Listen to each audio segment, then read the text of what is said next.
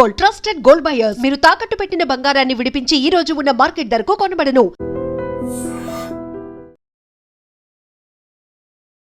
నమస్తే, welcome to I dream weekend update with కవిత.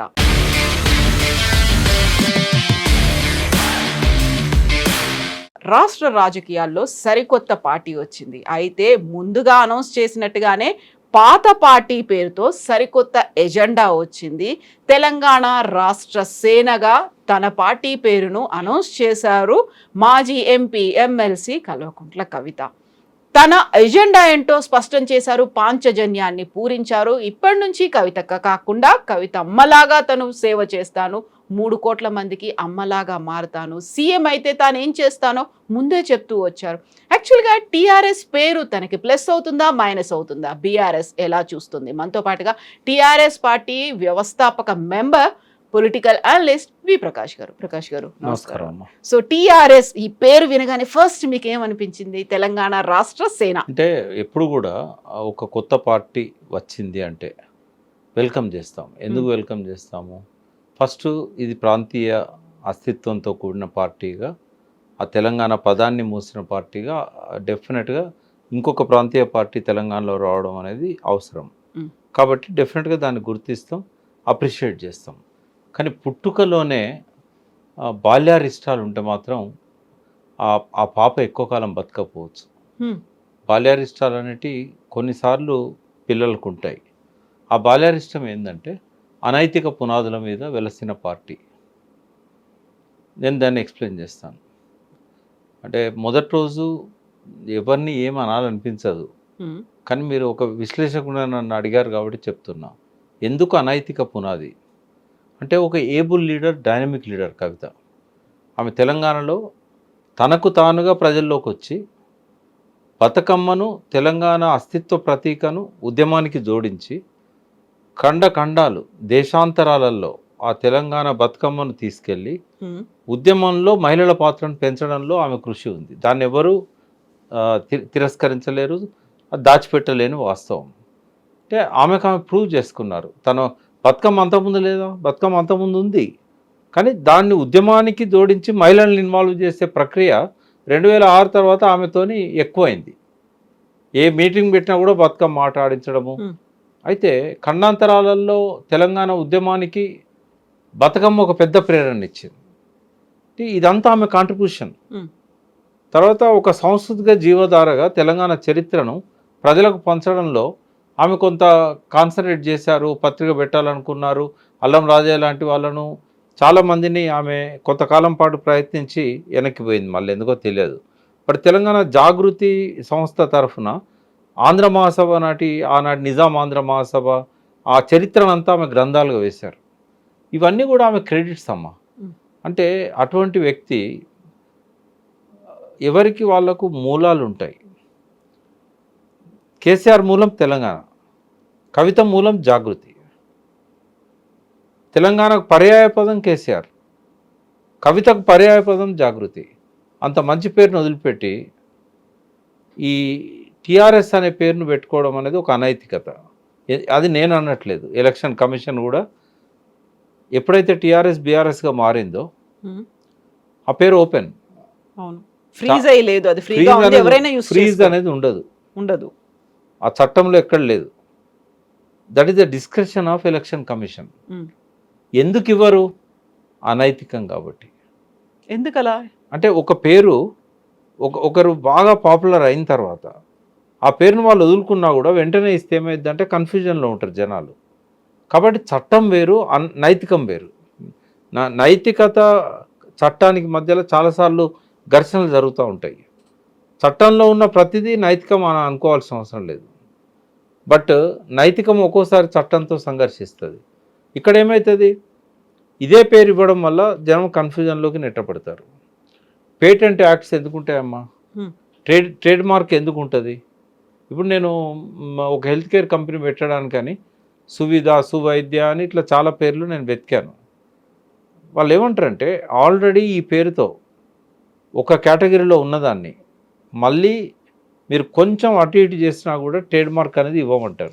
అయితే అది కమర్షియల్ గా కావచ్చు, బిజినెస్ పరంగా కావచ్చు. ఇప్పుడు ట్రేడ్ మార్కులు, పేటెంట్లు పొలిటికల్ పార్టీలకు కూడా ఉంటాయా? అలా రిజిస్టర్ ఎలక్షన్ చేసుకుని ఉన్నారా? కమిషన్ ఇచ్చేటప్పుడు ఏం చేస్తుందంటే ఆల్రెడీ ఒక పార్టీ రిజిస్టర్ అయ్యి రికగ్నైజ్ అయ్యి కొన్ని సంవత్సరాల పాటు మనుగడలో ఉన్న తర్వాత ఉమ్, అది కన్ఫ్యూజన్ అవుతుంది, ప్రజలను కన్ఫ్యూజ్ చేస్తారు.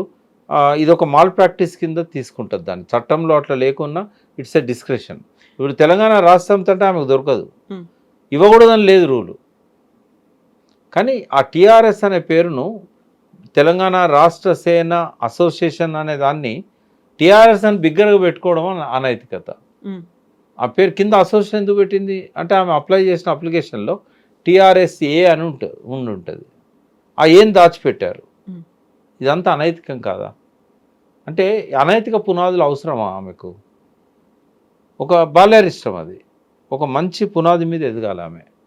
తెలంగాణ ఆత్మ అంటుంది. తెలంగాణ ఆత్మను ప్రతిబింబించే విధంగా ఉండాలి. ఇప్పుడు గుంపు మేస్త్రి అని పేరు పెట్టుకున్న వ్యక్తి మేస్త్రిలాగా ఉండాలి, అంటే కట్టాలి. కులగొట్టడం మేస్త్రి లక్షణం కాదు. కులగొట్టడానికి బుల్డోజర్లు వస్తాయి, జేసీబీలు వస్తాయి. మేస్త్రి ఎప్పుడు నిర్మాణం చేస్తాడు. అది ఎట్లయితే అనైతికమో ఆ మేస్త్రి అనే పేరు పెట్టుకొని ఆ రకం కులగొట్టడం ఇది కూడా అంతే. ఇప్పుడు టీఆర్ఎస్ ఏ అని పెట్టుకుంటే టీఆర్ఎస్ఏ కొంతవరకు అర్థం ఉంటుంది. ఆమె పెట్టుకున్న పార్టీ అది. ఎక్కడ కూడా నాకు అప్లికేషన్ కనబడతలేదు. కాకపోతే తను అనౌన్స్ చేశారు, మాట్లాడారు కూడా. నేను ఇప్పుడు ఎలక్షన్ కమిషన్ దగ్గర దరఖాస్తు చేసుకున్నాను, వస్తుందనే నేను అనుకుంటున్నాను అనే మాట. అంటే ఆల్రెడీ ఆ ప్రాసెస్ ఎప్పుడో తను స్టార్ట్ చేశారనే కదా. అంటే టీఆర్ఎస్ అని పెడితే ఇవ్వకపోవచ్చు, టీఆర్ఎస్ ఏ అని పెట్టింది కాబట్టి ఇవ్వచ్చు అట్లా. కానీ ఈ రిఫ్లెక్షన్ ఏంటి? టీఆర్ఎస్ అంటే తన తండ్రి ఏ పునాదుల మీదనైతే ఉద్యమాన్ని నిర్మించాడో, ఏ పునాదుల మీద అయితే తెలంగాణ సాధించి దాన్ని బంగారు తెలంగాణ దిశగా నడిపించాడో ఆ పేరును సొంతం చేసుకోవాలనే ఒక దుర్బుద్ధి ఎందుకు అంటున్నా. నీకు చేత కాదంటే అంటే అది అరువు BR తెచ్చుకోవచ్చు. ఇప్పుడు నువ్వు నిజంగానే చేతగాని దానివి, నువ్వు అప్పుడు పెట్టుకుంటే నేనేం తప్పట. నువ్వు అట్లా కాదు కదా, నువ్వు ఒక గొప్ప డైనమిక్ లీడరు కదా, ఈ అరువు తెచ్చుకోవడం ఎందుకు అంటున్నాను నేను. నీ సొంత ప్రణాళికతోని, నీ పాంచజన్యంతో ప్రజలను కన్విన్స్ చేస్తూ తెలంగాణ ఆత్మలాగా, తెలంగాణ అస్తిత్వంలాగా ఎదగాలి కదా నువ్వు. నీకు అంత పెద్ద సంస్థకు నువ్వు లీడరు, నీ జాగృతి పేరుతో పార్టీ పెడితే ఎవరొద్దన్నారు? టీఆర్ఎస్ అనేది ఎందుకు అరువు తెచ్చుకోవాలి? ఇది అనైతికము అంటున్నాను నేను. మీరు అన్నట్టుగా అది ఫ్రీజ్ అయ్యలేదు, ఫ్రీగా ఉంది, బట్ అక్కడ ట్రేడ్ మార్క్ లాగా ఉంటుంది. ఇవ్వరు. టీఆర్ఎస్ ఏ అనేది కనిపిస్తుంది కాబట్టి టీఆర్ఎస్ కాకుండా టీఆర్ఎస్ ఏగా అనౌన్స్ చేస్తారేమో తర్వాత official గా. టీఆర్ఎస్ ఏ అయితే ఇబ్బంది ఏముండదు. ఉమ్, కానీ టీఆర్ఎస్ అన్నప్పుడు ఏమైందంటే ఆ అక్షరాలు అవే కనబడుతున్నాయి ఇవాళ ఉమ్, వాళ్ళ బ్యానర్లలో. అవును. టీఆర్ఎస్ అని స్పష్టంగా చెప్పింది ఆమె. చెప్పినప్పుడు అది అనైతికం. సో తెలుగులో అయితే తెలంగాణ రాష్ట్ర సమితి తెరాస అవుతుంది, ఇది తెరాసే అవుతుంది. ఏదన్నా కానివ్వండి, బట్ అది ఆమె లాంటి ఒక డైనమిక్ లీడర్కు శోభనిచ్చేది కాదు. ఇప్పటిదాకా కవితక్క అనేది ఉంటుంది. ఈ రోజు మాత్రం చాలా క్లియర్గా ట్యాక్స్లో కూడా కవితమ్మ అనేది యాడ్ చేశారు. ఆ తర్వాత కూడా తను 3 కోట్ల మందికి నేను అమ్మలాగా ఉండబోతున్నాను, అమ్మకు తెలుసు ఏమవుతుందో, అక్కడ ఒక ఎమోషన్, ఒక సెంటిమెంట్ అనేది కూడా కనిపించింది. అంటే ఆమె ఆకాంక్ష మంచిదే, ఉమ్, కానీ ప్రజలు అమ్మ అని అనుకోవాలి కదా. ఎందుకు అనుకోరు? అది ఆచరణలో ఆమె నిరూపించాలి. ఒక అనగానే ఛాన్స్ ఇస్తే అనుకోరు కదా. చూపిస్తారు కదా. కాదు, శశికళ కూడా అన్నది జయలలిత తర్వాత నేనే అమ్మను అని. శశికళను అమ్మలాగా ఆదరించలేదు, ఉమ్, జయలలితను ఆదరించదు. కాబట్టి ఆచరణలో రుజువు కావాలి. పువ్వు పుట్టగానే పరిమళించదు, అది పరిమళించాలని కోరుకునే వాళ్ళలో నేను ఉంటా. ఉమ్. కానీ సో బెస్ట్ విషెస్ అయితే తనకి చెప్తున్నారు. 100% చెప్తాం. ఎందుకంటే నాకు ఇప్పుడు ఒక శత్రువు ఇంట్లో బిడ్డ పుట్టినా కూడా శత్రువును శత్రువుగా చూస్తాం, కానీ బిడ్డను శత్రువుగా చూడం కదా. రెండవది, తెలంగాణ ఆత్మను ఆవిష్కరిస్తున్నా అన్నది వెల్కమ్. తెలంగాణ అస్తిత్వం కోసం నేను నిలబడతా అన్నది. ఈ మధ్యనే నేను తెలంగాణ అస్తిత్వ వేదిక పెట్టి దాని చైర్మన్ ఉన్న వ్యక్తిని. నాకు ఇంకో తోడు దొరుకుతుంది అనుకుంటాం కదా. తర్వాత ఎప్పుడు కూడా గుర్తుపెట్టుకోవాలమ్మా, ఆమెకు రాజకీయం డెఫినెట్గా ఆమె చేస్తుంది. ఆమె రక్తంలో రాజకీయం ఉంది. ఆమె లాస్ట్ 1.5 డెకేడ్ జీవితంలో రాజకీయం ఉంది. 2 డెకేడ్స్, ఇప్పుడు 20 ఏళ్ళు అయింది ఆమె రాజకీయాల్లోకి వచ్చి. సొంతంగా ఎదిగిన మనస్తత్వం డెఫినెట్గా ఒక ఆభరణం అవుతుంది తెలంగాణకు. కానీ ఆమె లోపల చాలా చేంజెస్ రావాలి. ఫస్ట్ చేంజ్ ఏంటంటే ఆమె ఏ పేరుతో రిజిస్టర్ చేస్తే ఆ పేరుతో చెప్పుకోవచ్చు. బట్ టీఆర్ఎస్ ఖ్యాతిని తన ఖాతాలో వేసుకుందాం అనుకుంటే మాత్రం అది నెగటివ్ అవుతుంది ఫస్ట్. సెకండ్ ఏంటంటే తెలంగాణ అస్తిత్వం కోసం తెలంగాణ ఆత్మను ఆవిష్కరిస్తే నేను మిమ్మల్ని అడుగుతా ప్రశ్న, తెలంగాణలో ఏదన్నా అట్లాంటి పార్టీ ఉందా ఇంకోటి? ఎలాంటిది? తెలంగాణ ఆత్మను అస్తిత్వం కోసం పనిచేసిన పార్టీ. సో టిఆర్ఎస్ అదే పని టీఆర్ఎస్ చేసింది. ఒకటే కదా. కాకపోతే ఇంకేదన్నా ఉందా? ఒక పేగు బంధాన్ని తెంచుకున్నట్టుగా బీఆర్ఎస్ లోకి మారింది కాబట్టి తెలంగాణ ఉనికిని కోల్పోయింది, అందుకే ఓడిపోయింది ఒక్క అని. నిమిషం నేను అడిగే ప్రశ్న ఏంటంటే, ఆ. తెలంగాణలో ఆ ఒక్క పార్టీ తప్ప ఇంకో పార్టీ లేదు. చాలా మంది పెట్టారు కానీ ఏది నిలబడలేదు. ఇప్పుడు ఉంది అది ఒకటే పార్టీ కదా. పేగుబంధం అని అంటారు. పేగుబంధం అంటే తల్లికి బిడ్డకుండే సంబంధం ఉండాలి. నేనేం చెప్పదలుచుకున్నా అంటే, తెలంగాణలో రెండవ రాజకీయ పార్టీ తెలంగాణ పేరుతో వచ్చింది. నిలబడాలని కోరుకుంటున్నాం. ఎటువంటి సంబంధం ఉండాలి? పేగుబంధమే ఉండాలి. తల్లికి బిడ్డకుండే పేగుబంధమే ఉండాలి. అంటే కేసీఆర్తో నీకు ఎన్ని విభేదాలు ఉన్నా, తెలంగాణ నీ ఓటమికి కేసీఆర్ కారణమని నువ్వు అనుకోవచ్చు. నీకు ఇవ్వాల్సిన ఇంపార్టెన్స్ ఇవ్వట్లేదని నువ్వు అనుకోవచ్చు. నిన్ను బయటికి గెంటేసిండి ఏకపక్షంగానే అనుకోవచ్చు. అది ఆమె అభిప్రాయం. అది వాళ్ళ మధ్య ఏమేమి విభేదాలు ఉన్నాయో ఏమీ ఎవరికి తెలియదు. అది మీ ఇద్దరికి సంబంధించిన అంశం. ఒక తెలంగాణ బిడ్డగా, ఒక తెలంగాణ వాదిగా నేను తెలంగాణ కోసం ఎన్ని పార్టీలు వచ్చినా కూడా డెఫినెట్గా వెల్కమ్ చేస్తా, రావాలని కోరుకుంటా. ఈ ప్రాంతాన్ని మీద బయటి వాళ్ళ పెత్తనం ఉండకూడదని కోరుకుంటా. కాంగ్రెస్ ఇవాళ రిమోట్ కంట్రోల్తో తెలంగాణ ప్రభుత్వాన్ని నడిపిస్తున్నది. అట్లాంటివి ఉండకూడదంటే ప్రాంతీయ పార్టీలే అధికారంలోకి రావాలని కోరుకుంటా. కానీ తెలంగాణ పేరు పెట్టుకొని ప్రథమ శత్రువుగా ఇంకో తెలంగాణ పార్టీని చూడడం అనేది అది మార్చుకోవాలి. అది శత్రువు అని ఎందుకు అనుకుంటారు? ప్రజలకు ఉన్నటువంటి లక్ష్యాలు, ఆకాంక్షలకి అనుగుణంగా ప్రభుత్వం పనిచేయలేకపోయింది. 10 ఏళ్ల పాటు నమ్మి అధికారం ఇచ్చిన తర్వాత ప్రజలు ఏం కోరుకున్నారో అది సాధించలేదు. సామాజిక తెలంగాణ రాలేదు అనేదే కదా కవిత చెప్తోంది. పాజిటివ్ ఆటిట్యూడ్ పార్టీ పెట్టే వాళ్ళకు ఉండాలి. కొత్తగా పార్టీ పెట్టే వాళ్ళకి ఎక్కువగా ఉండాలి. ఒక గ్లాసులో సగం నీళ్లు ఉన్నాయి. నీళ్ళ గురించి ఆమె ఎక్కడ మాట్లాడలేదు.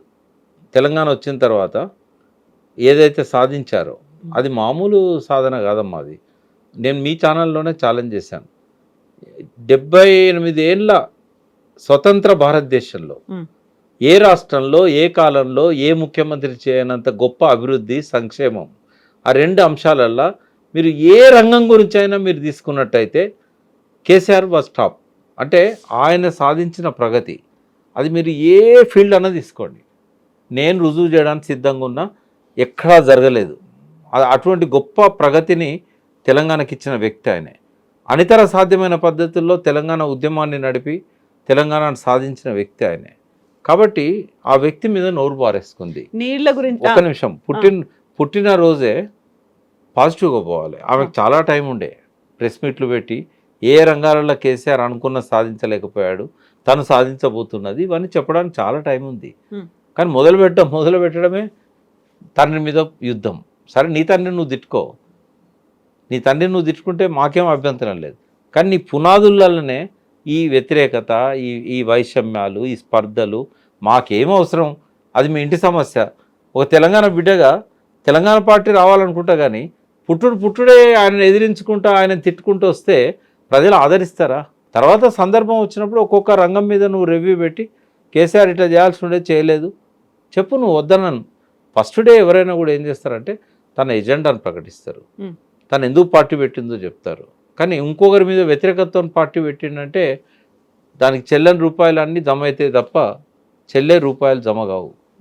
అక్కడ తను చాలా క్లియర్గా చెప్తున్నారు. తన ఎజెండా ఏంటి, తన జెండా ఏంటి, తను ఎందుకోసం వచ్చింది అనే మాటలైతే చాలా క్లియర్గానే చెప్తున్నారు కదా. అంటే ఎట్లా ఉందంటే ఎలక్షన్ల ముందు ఇవ్వాల్సిన ఎలక్షన్ మేనిఫెస్టో 2.5 ఏళ్ళ ముందు చెప్తుంది ఆమె. నేను అధికారంలోకి వస్తే నేను వైద్యం ఉచితంగా ఇస్తా, విద్య ఉచితంగా ఇస్తా, రైతులు చాలా మంచి లక్ష్యాలు అవి. ఇవ్వాల్సిందే కూడా, ఇవ్వడం సాధ్యమవుతుంది కూడా. కానీ ఇప్పుడు కాదు కదా. ఎప్పుడు ఏం చేయాలనేది ప్రాధాన్యత క్రమం ఉంటుంది కదా. పార్టీ పెట్టిన రోజు అది ఎవరు ఎక్స్పెక్ట్ చేస్తారు నీ దగ్గర నుంచి? ఇవాళ ఉన్న విషయాల మీద ఏం చేస్తే బాగుంటుంది, ఎట్లా ముందుకు పోతే బాగుంటుంది, నీ రోడ్ మ్యాప్ ఏంది, నీ పక్కన ఉన్న వాళ్ళు ఎవరు, నీ నినాదాలు ఏంటి, నీ విజన్ ఏంటి, నీ మిషన్ ఏంటి, ఇవన్నీ ఉండాలి కదా. అది ఎవరో సరే లేరు సలహాదారులు. ఇప్పుడు మీరు నీళ్ళ గురించి అన్నారు. నీళ్ళ గురించి తన ఒక మాట చాలా అపరిపక్వతగా మాట్లాడారు. కాళేశ్వరం గురించి అందులో నేను ప్రశ్నిస్తేనేమో నన్ను వదిలేశారు. గుంట నక్కలని ఎవరైతే పందికొక్కులు ఉన్నారో వాళ్ళని పక్కన కూర్చోబెట్టుకుని మాట్లాడారు. కేసీఆర్కి పరిణతి లేకుండా పోయింది అనేటువంటి ఒక మాట. నాకు తెలిసి భారతదేశంలో కేసీఆర్ని అంత మాట అనే అంత పెద్ద యోధుడు కానీ, అంత పెద్ద పరిణతి ఉన్న వాళ్ళు కానీ ఈ భారతదేశంలో ఎవరు లేరు. ఒకవేళ మోడీ కేసీఆర్ పరిణతి లేదంటే పరిణతి లేని ఆయన దగ్గర నుంచి 11 పథకాలు ఎందుకు కాపీ కొట్టామని నేను అంట. కేసీఆర్ను ఆ స్థాయిలో పరిణతి లేదు అనేంత టవరింగ్ పర్సనాలిటీలు ఎవరు లేరు ఈ భూమి మీద. ఎందుకంటే 78 సంవత్సరాల్లో ఏ రాష్ట్రంలో జరగనంత ప్రగతిని స్వాతంత్రం వచ్చిన తర్వాత 9.5 ఏళ్లలో చూపెట్టాడు. ఆయనకు పరిణతి లేదు అని అనుకుంటే వాళ్ళని వాళ్ళు తక్కువ చేసుకున్నట్టు.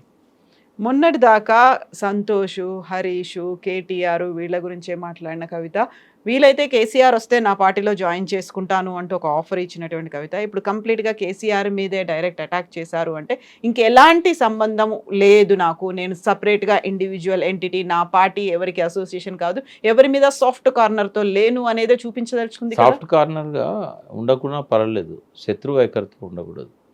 పుట్టినరోజే శత్రు వైఖరితో ఉంటే అది ఎట్లుంటుందో భవిష్యత్తు ఆమెకి తెలియాలి. బట్ ఇవాళ మాట్లాడిన 2 మాటలు, నీళ్ళ గురించి ఆమె తప్పు మాట్లాడినప్పుడు నేను దాన్ని కరెక్ట్ చేయకపోతే నాకు తప్పు అవుతుంది. 2 మాటలు మాట్లాడింది ఆమె. పాలమూరు రంగారెడ్డి ప్రాజెక్టు ఆడ కుర్చేసుకొని కూర్చుంటే అయిపోయేది, వచ్చేది కుర్చేసుకొని కూర్చోకుండా ఔరంగాబాదు, మహారాష్ట్ర ఇవన్నీ తిరుక్కుంటూ కూర్చున్నాడు అని చెప్పింది.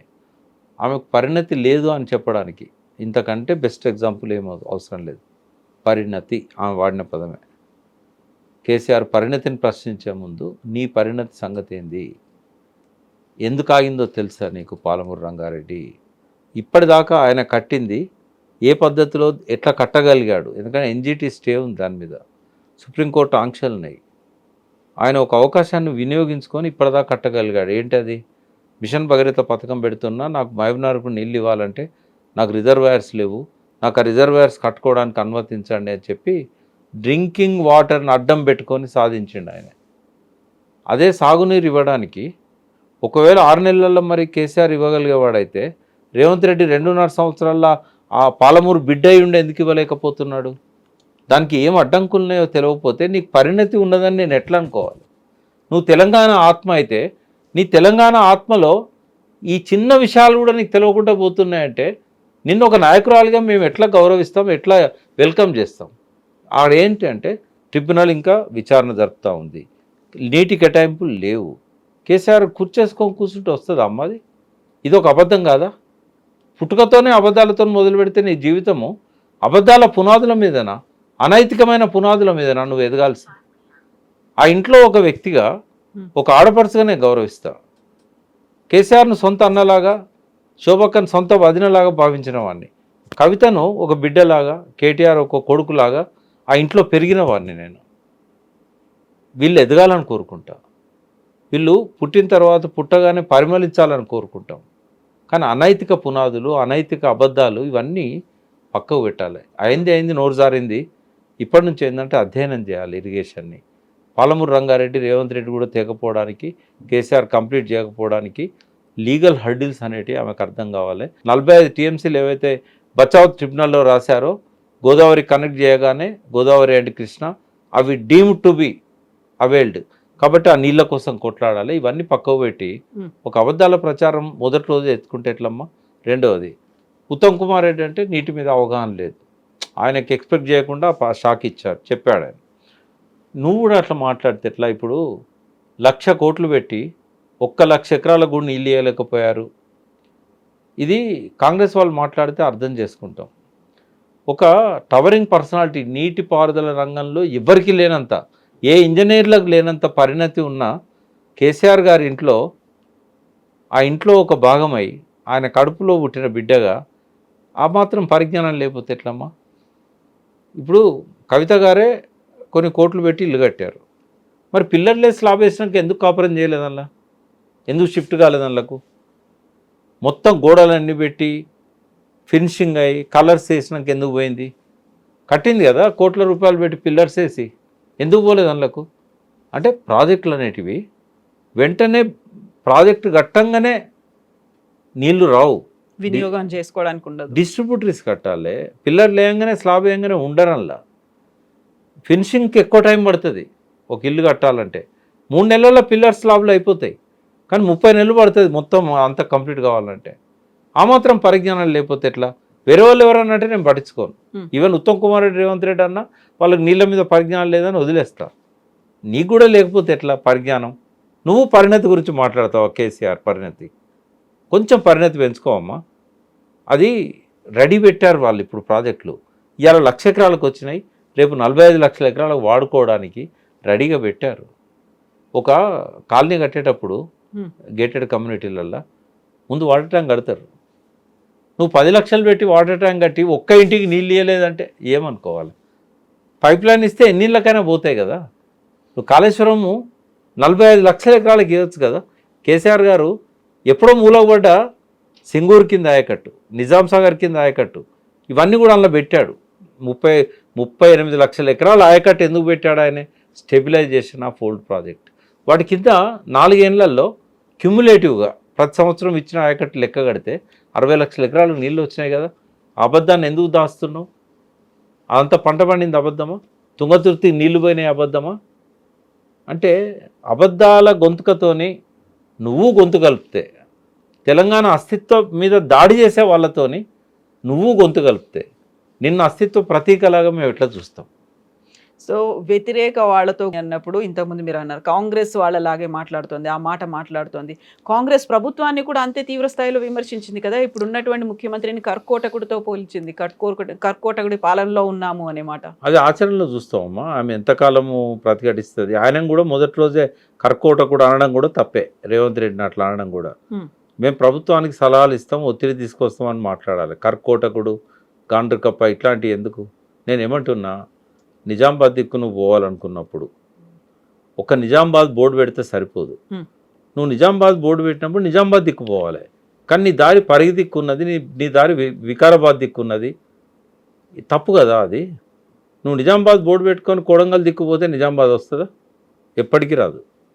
కాబట్టి నీ దిశ, నీ దశ, మేధావులను థింక్ ట్యాంకును పెట్టుకోండి, అనుభవజ్ఞులను పెట్టుకోండి, మంచి దారిలో ప్రయాణం చేయండి. మొదటి రోజు నోరు జారినా కూడా పట్టించుకోము. బట్ రాబోయే రోజులలో మాత్రం కాలు జారద్దు, నోరు జారద్దు. ఇప్పుడు మేధావులు, థింక్ ట్యాంక్ ఇవన్నీ ఉన్నాయి కాబట్టి పాంచజన్యం అనే దాంతో 5 పంచవర్ష ప్రణాళిక అని ఇప్పటికీ మనం చెప్పుకుంటాం. పాంచజన్యం పూరించారు, 5 మెయిన్ అస్త్రాలతో తను ముందుకు వెళ్తున్నారు అంటే అవన్నీ ముందు ఆలోచన లేదా? తను ఇప్పటిదాకా వేసినటువంటి కమిటీలు కావచ్చు, చేసిన పాదయాత్రలు, వాటన్నిటికీ రిఫ్లెక్షనే పాంచజన్యం కాదా? అంటే మొదటి రోజు మాట్లాడిన మాటలల్లో ఆ విజన్ కానీ, ఆ సహృదయత కానీ అదంతా ఏం కనబడలేదు. కొన్ని ఆమె లోపల ఆ వేగం కనబడవచ్చు, ఆ ముఖంలో ఆ ప్రసన్నత కనబడవచ్చు, ఆవేశం కనబడవచ్చు, కానీ దిశ సరిగా లేదు అనేది నాకున్న అభిప్రాయం. దిశను సరి చేసుకున్నట్టయితే దశ మారుతుంది. అదే ఆమె ప్రయత్నం చేస్తే అవుతుంది. ఇప్పుడు ఒక మామూలు నేను ఒక మాట చెప్తాను. హైదరాబాద్లో రిచెస్ట్ పర్సన్ చాలామంది ఉన్నారు, ఎక్కువ మంది ఫార్మా ఉన్నారు. సపోజ్ మైహోం రామేశ్వరరావు కావచ్చు, లేకుంటే ఫార్మాకు సంబంధించిన దివీస్ నిత్యానంద రెడ్డో, ఇంకోరు అరవిందో నిత్యానంద రెడ్డో, దివీస్ సంబంధించిన ఇంకోరు, వాళ్ళ దగ్గర విపరీతమైన డబ్బు ఉంది. లేదా అదాని, ఓ ప్రశాంత్ కిషోర్ను అందరిచ్చేదానికంటే 4 రెట్లు ఎక్కువ ఇచ్చి పెట్టుకున్నాడు అనుకో, ఆయన ప్రధానమంత్రి అవుతాడా అదాని? లేదా రామేశ్వరరావు ముఖ్యమంత్రి అవుతాడా? నిత్యానంద రెడ్డి ముఖ్యమంత్రి అవుతాడా? అంటే పీకే లాంటి వాళ్ళు 60 కిలోమీటర్లు వచ్చిన వాళ్ళను 70 దాకా పోవడానికి కొంత సహకరిస్తారు, 80 దాకా పోవడానికి సహకరిస్తారు. కానీ 0 నుంచి ఉన్న వాళ్ళను 100 దాకా తీసుకుపోగలుగుతారా? తర్వాత రెండవది, చెన్నారెడ్డి కంటే డైనమిక్ లీడర్ తెలంగాణలో లేడు. అప్పుడు ఇప్పుడు ఒక్క విషయంలో మాత్రమే కేసీఆర్ గారికి నేను క్రెడిట్ ఇస్తాను. చెన్నారెడ్డి లోపల డైనమిజం ఉంది, డేరింగ్ ఉంది, కానీ వ్యూహంలో ఎత్తుగడల్లో కేసీఆర్ కంటే గొప్పోడేం కాదు. ఆ ఒక్క విషయంలో కేసీఆర్కు నేను క్రెడిట్ ఇస్తాను. కానీ చెన్నారెడ్డి ఈజ్ ఎప్పుడూ డైనమిక్ లీడరే తెలంగాణలో. 100 సంవత్సరాల 200 సంవత్సరాల చరిత్రలో కూడా ఆయనను మించిన డైనమిక్ లీడర్ లేడనేది కేసీఆర్ గారు కూడా యాక్సెప్ట్ చేస్తారు. అటువంటి చెన్నారెడ్డి నేషనల్ డెమోక్రటిక్ పార్టీ అని పెట్టుకున్నాడు, ఒక అనామకుడిగా పెట్టుకోలే. నిజాం వ్యతిరేక పోరాటం నుంచి, ఆంధ్ర మహాసభ దగ్గర నుంచి, ఆంధ్రప్రదేశ్ ఏర్పడేటప్పుడు తెలంగాణ కోసం కొట్లాడిన వ్యక్తిగా, 69 ఉద్యమ రథసారథిగా, 3 ఏళ్ళు ఆ పోరాటాన్ని నడిపి 14 సీట్లలో 10 మందిని గెలిపించుకున్న యోధునిగా, ఒక 5 సంవత్సరాలు ఇందిరా కాంగ్రెస్ను పరిపాలనలోకి తీసుకొచ్చి దానికి మొదటి ముఖ్యమంత్రి ఆ పార్టీకి. ఇదంతా చరిత్ర ఉన్న చెన్నారెడ్డి నేషనల్ డెమోక్రటిక్ పార్టీ అని పెట్టి డిపాజిట్లు రాలే. అంటే మా ఇమేజ్ వేరు కదా! ఇది పొలిటికల్ ఇమేజ్. అది ఓన్లీ ఒక ఫేమ్ లాగా వచ్చింది. లేకపోతే సినిమాలకు రిలేటెడ్‌గా వచ్చింది. మరి ఎన్టీ రామారావుకు అదే ఇమేజ్తో ఆయన గెలిచాడు కదా, కానీ ఇమేజ్తో కాదు గెలిచింది ఆయన. ప్రజాదరణ ఉంది అక్కడ. ఎందుకు ఎందుకు వాక్యూమ్ ఉంది. హ్మ్. ఆ వాక్యూమ్ ఇప్పుడు లేదు. ఇప్పుడు ప్రజలు డిసైడ్ అయిపోయారు ఎవరికి ఓటు వేయాలనేది. హ్మ్. 2.5 years తర్వాత కాదు, ఇప్పుడు ఎలక్షన్ పెట్టినా 1 yearకి ఎలక్షన్ పెట్టినా ఈ ప్రజాభిప్రాయం మారదు. ఎట్లా సస్టైన్ కావాలి పార్టీ, ఎట్లా నిలబడాలి. ఇంకోటి ఇక్కడ వాక్యూమ్ లేదు. ఇక్కడ వాక్యూమ్ లేదు. చరిత్రలో ఉజ్వలమైన పోరాటాలు చేసిన సిపిఐ సిపిఎంలే ఇక్కడ మట్టి కొట్టుకొని పోయినాయి. ఇక్కడ అవకాశం లేదు. ఇక్కడ 3 పార్టీలే, 3వ పార్టీకే ఇక్కడ స్థానం దొరకట్లేదు. బీజేపీ జాతీయ స్థాయిలో 12 ఏళ్ల నుంచి పరిపాలన చేస్తున్నది. దేశం ఎప్పుడూ చూడనటువంటి ఒక వ్యక్తి అక్కడ ప్రధానమంత్రిగా ఉన్నాడు. ఆయనకు స్కాములు లేవు, కుటుంబాలు లేవు. బట్ అటువంటి ఒక గొప్ప నాయకుని నేతృత్వంలో, డైనమిక్ లీడర్ అమిత్ షా లాంటి వాడి సారథ్యంలో, అధ్యక్షుడు ఎవరైనా ఉండనియండి, ఆ పార్టీ ఇక్కడనే నిలబడలేకపోతున్నది. 12 ఏళ్ల నుంచి ఎన్ని ప్రయత్నాలు చేసినా వాళ్ళకు అడుగు పెట్టడానికి స్థలం దొరకడం లేదు. అటువంటిది ఒక కొత్త పార్టీకి ఎదగాలంటే ఎన్ని విషయాలల్లా వాళ్ళని వాళ్ళు సరి చేసుకోవాలి. ఇవన్నీ ఇంకోటి, భారతదేశంలో వేలాది పార్టీలు వచ్చినాయి, డజన్ల సంఖ్యలో కూడా నిలబడలేదు. ఎనర్జీ నిలబడ్డది ప్రాంతీయ అస్తిత్వంతో.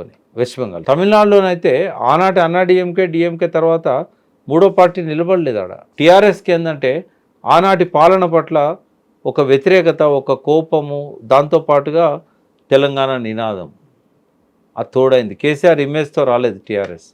కేసీఆర్ వ్యూహము, ఎత్తుగడలు, తర్వాత ఆనాడు ఉన్న పరిస్థితులు ఇప్పుడు లేవు కదా. అటువంటి ఎక్కడుంది వాక్యూమ్? ఇప్పుడు ఆ అవసరం ఉంది అనేది గత 10 ఏళ్లలో జరగలేదు, ఇప్పుడు జరగట్లేదు కాబట్టి నెక్స్ట్ తను చేస్తాననేది, తను అమ్మగా మారబోతున్నాను, ఆ తర్వాత తనకు తెలుసు ప్రజలు ఏం కావాలని కోరుకుంటున్నారు అనే దాంతో పాటుగా ఒక డైరెక్షన్ ఉంది. తను సీఎం అవ్వాలి అనేది తన ఆకాంక్ష. నేను ముఖ్యమంత్రి అయిన తర్వాత పార్టీ పెట్టిన రోజే అంతలా ఎవరు అనౌన్స్ చేశారు, నేను నెక్స్ట్ ముఖ్యమంత్రిని అవుతాను, ముఖ్యమంత్రి అయ్యాక నేను చేస్తాను అనేది అంత కాన్ఫిడెంట్గా చెప్పారు. అంటే రేవంత్ రెడ్డి గారు ముఖ్యమంత్రి కాగానే చాలామంది లోపల ఆస్పిరేషన్స్ వచ్చాయి. తీర్మార్ మల్లన్న కావచ్చు, కవిత కావచ్చు, ఇంకోరు కావచ్చు.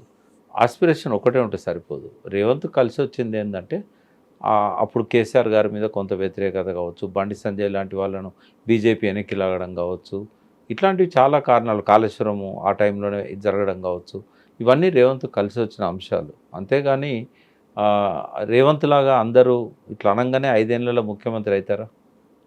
అది రావాలంటే చాలా చేయాల్సిన అవసరం ఉంటుంది. ఒకటైతే చెప్తున్నాను, క్రికెట్లో కానీ రాజకీయాల్లో కానీ నథింగ్ ఈజ్ ఇంపాసిబుల్.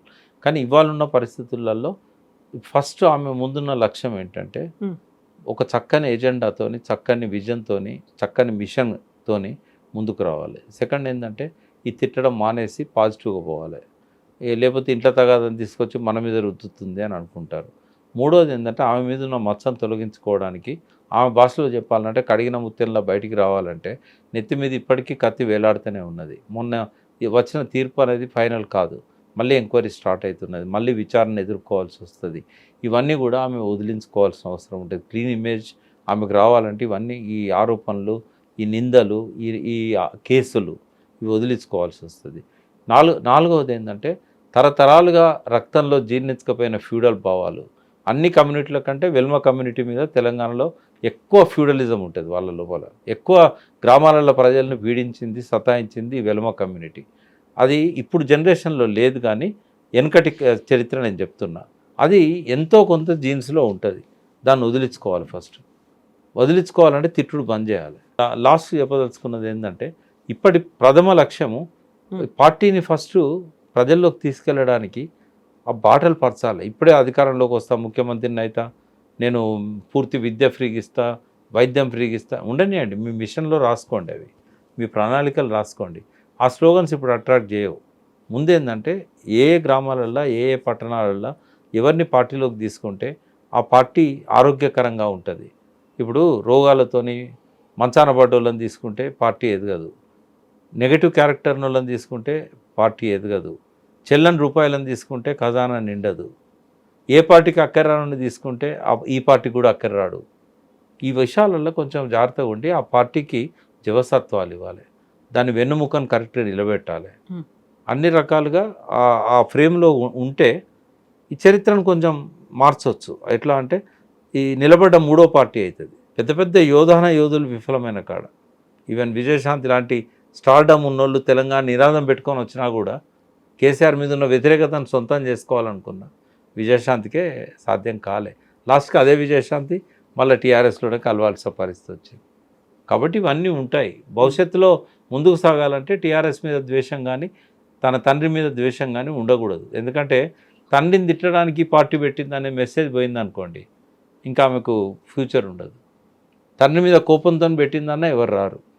కాబట్టి ఇవన్నీ సరి చేసుకుంటే ఆ పార్టీకి ఉజ్వలమైన భవిష్యత్తు ఉంటుంది. కాబట్టి చాలా ఉన్నాయి చేయాల్సినవి. డబ్బులు దండగా పెట్టుకోవద్దు, ఇవాళనే అధికారంలోకి వస్తారనే కళలు అక్కర్లేదు. ఎదగాలి కదా, కనీసం 18 ఏళ్ళు వస్తేనే ఓటు హక్కు వస్తుంది. ఇప్పుడే పుట్టిన పాపకి 4 ఏళ్ళకే నేను ఓటు హక్కు కావాలంటే వస్తుందా? కొంచెం ఆ పరిణామ క్రమం అనేది ప్రకృతితో సమన్వయం చేసుకోవాల్సి ఉంటుంది. ఒక చెట్టు పెట్టంగానే కాయలు కాస్తుందా? దాన్ని ఎదగాలి కదా, ముందు నీరు పోయాలి, నారు పోయాలి, దాన్ని నర్చరింగ్ ఉంటుంది, దానికి సన్లైట్ పడాలి. సన్లైట్ అంటే ఒక మెంటరు, ఆ మెంటర్ ఎవరు ఆ పార్టీకి. తర్వాత బహుజన వాయిస్ అంటారు. ఇప్పటిదాకా మీలాంటి అగ్రకులాలు కదా బహుజనులను అణచివేసినాయి. మరి నువ్వు నిజంగానే నీ పార్టీకి ఒక బహుజనున్నో దళితున్నో అధ్యక్షుని ఎందుకు చేయలేదు? చేస్తే కొంత ప్రజల్లోకి వెళ్ళేదేమో. ఎవరు నమ్ముతారు? అగ్రకులాల ఆధిపత్యంలో బహుజనులకు న్యాయం జరుగుతుందా? ఎంతో కొంత కేసీఆర్ కొంచెం డిఫరెంట్. ఎందుకంటే ఆ కులాల యొక్క ఆర్థిక వ్యవస్థను బాగు చేసుకోవడానికి, జీవన ప్రమాణాలు పెంచడానికి గొర్రెలనిచ్చాడు, దళిత బంధు లాంటి స్కీములు పెట్టాడు.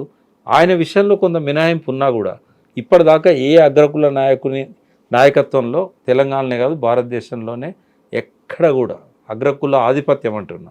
ఎందుకంటే మోడీ అగ్రకులం కాకపోయినా ఆయన బహుజనులకు చేసింది ఏమీ లేదు. అగ్రకుల ఆధిపత్యం నడుస్తుంది అక్కడ. ఆయన కుటుంబం లేదు, కానీ ప్రపంచంలోనే పెద్ద కుటుంబం ఆర్ఎస్ఎస్ ఉన్నది. అందరికీ 2 చేతులు ఉంటే ఆర్ఎస్ఎస్కి 87 చేతులు ఉన్నాయి. బట్ అక్కడ బందీ అయిపోయాడు మోడీ. ఇక్కడ కూడా అంతే, ఏ అగ్రకులం ఆధిపత్యంలో కూడా బహుజనులకు న్యాయం జరగదు. ఒకవేళ నువ్వు నిజంగానే బహుజనులకు న్యాయం చేయాలి, జ్యోతిబా పూలే ఆదర్శాలతోని, అంబేద్కర్ ఆదర్శాలతో పోవాలంటే నీ పార్టీకి బహుజనుని అధ్యక్షుని చేయి, నీ పార్టీకి దళితుని అధ్యక్షుని చేయి. అప్పుడు ప్రజల్లో కొంత చేంజ్ అనేది వస్తుంది. ఇవన్నీ చేయకుండా నువ్వు ఫ్రీ ఎడ్యుకేషన్ ఇస్తానన్నా, ఫ్రీ హెల్త్ ఇస్తానన్నా అవి బాగానే ఉంటాయి, కానీ నువ్వు అధికారంలోకి వస్తావని ప్రజలు నమ్మరు.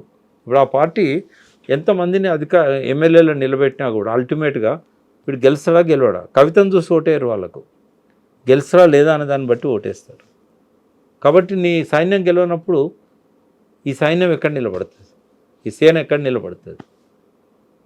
చూద్దాం సేనా అధ్యక్షురాలు ఏం చేస్తారనేది. మంచి జరగాలనే కోరుకుంటున్నా. ఎస్ ప్రకాష్ గారు, థ్యాంక్ యూ సో మచ్ అండి. Thank you.